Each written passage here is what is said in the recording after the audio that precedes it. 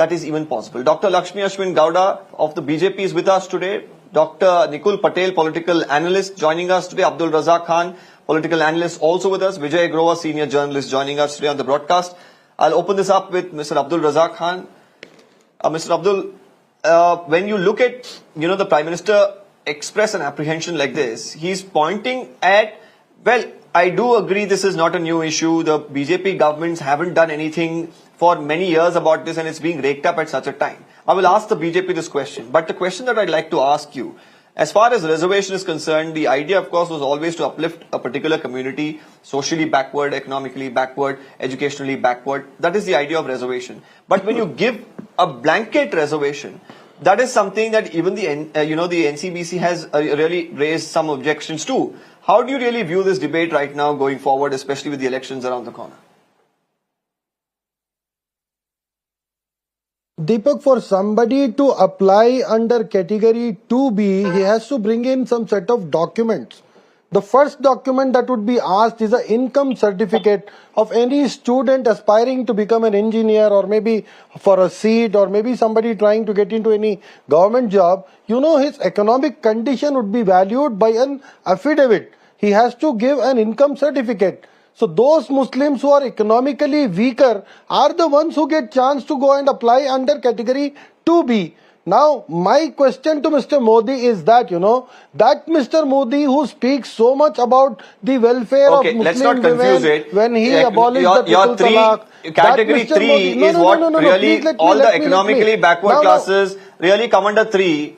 No, but let's have clarity as to what all comes under 2A or 2B. Let's not just say only the ones who are going ahead and giving these income certificates are enjoying that.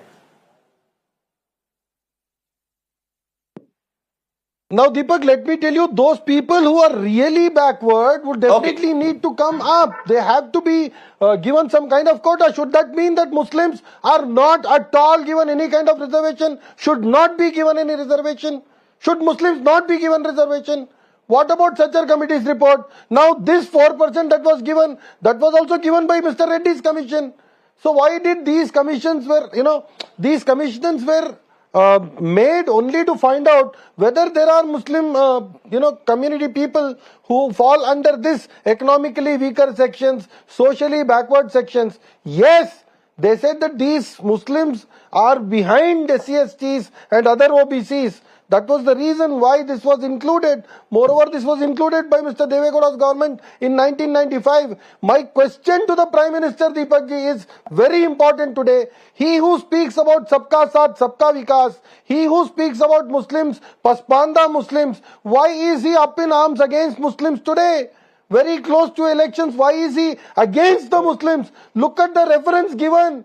He is addressing Muslims as infiltrators. He is addressing Muslims as people who produce more children.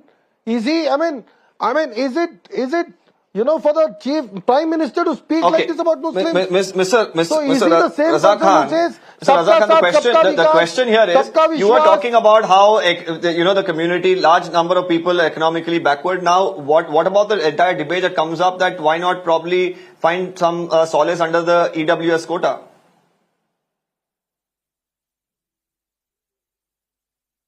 No, that would be a long big bracket, right?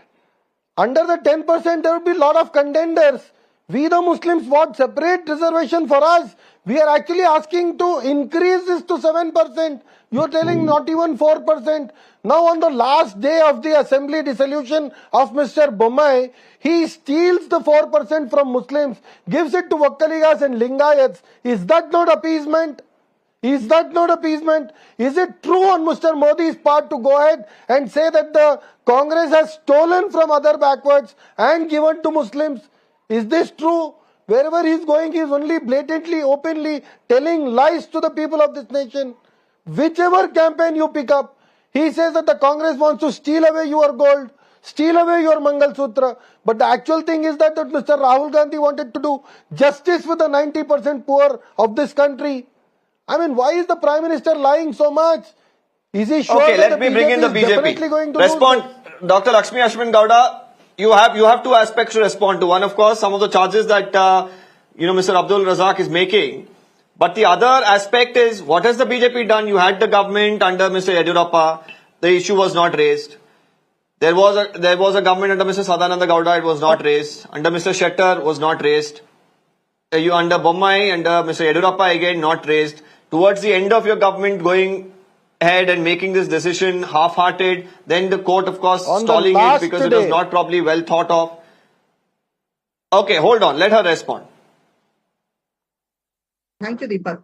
The Congress government and its tall leaders have always been resorting to appeasement politics. Now, again, their intention to give 4% reservation to Muslims under the head of and taking it off from the OBC quota will only deprive OBC community of their reservation.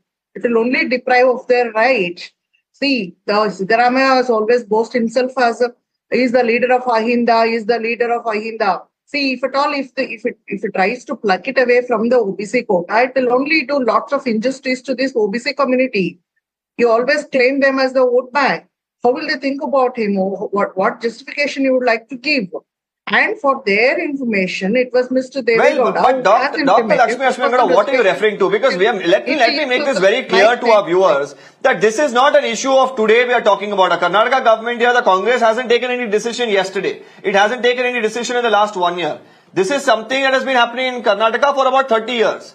Now, last time, ahead of the assembly elections, it was raised up by the Karnataka BJP. Now, nationally, the BJP is raising this issue that there could be a similar situation across the country. Now, the question I'm asking you is, if it is such a problem, I'm not going to get into the debate here of whether you think that the 4% the Muslims should enjoy or the, Congress thinking that they should. I'm not going to get into that. Simple debate is, why does this aspect only come into the fore when the elections are around the corner, when you have series of governments where you could have really done something about it, debated it in the House, in the Assembly or in the Parliament? It's probably not come up at all.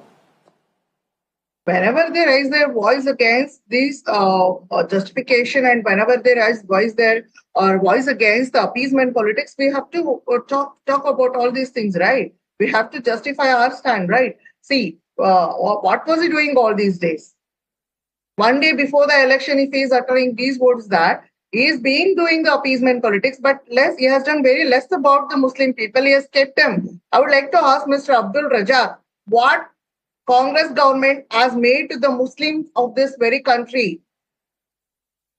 Didn't the same Congress government has kept them under the perpetual poverty, perpetual penury? Just they are seeking as the subjects of their vote banks, right? They've never done anything about it. But it is our Modi government who has done empowering things to the Muslim females. We have abolished the triple talaq. By doing that, we have empowered the Muslim women. It is a complete empowerment to them. And we have given education and we have given scholarships. We have tried our level best and we have launched welfareistic schemes to lift them out of the poverty line. In that regard, about 8 crore Muslim people have come above the poverty line. It is to their knowledge. What did Congress government did about this to Muslim people, to the very vote bank? Time and again they've been talking about them. Time and again they're talking about the your argument is coming to the fore on one perspective. It's on the Congress, but you're not giving me a reasonable answer to the question that I asked about the role of the BJP apart from the time of the elections. I'll also bring in